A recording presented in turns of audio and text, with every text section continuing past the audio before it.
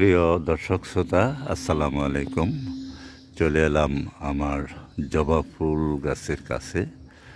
দেখতে পাচ্ছেন একই গাছে দুই তিন জাতের জবা ফুল। এখানে রয়েছে সাদা জবা ফুল, এখানে হলুদ, আমি নিজেই কলম করেছি। এখানে আরেক জাতের ফুল, জবা ফুল, এটাও একই জাতের।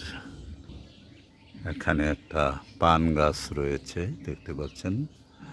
আমাদের এই গাছটিতে আমাদের সারা বছর পান খাওয়া চলে, কিনতে হয় না। এখানে আরেকটি ফুল দেখতে পাচ্ছেন, এটা অন্য ধরনের। এখানেও রয়েছে একটি হলুদ, আর ওই উপরে দুটি দেখতে পাচ্ছেন আরেক জাতের জবা ফুল। এখানে আছে গোলাপ ফুলের মতো দেখতে জবা ফুল।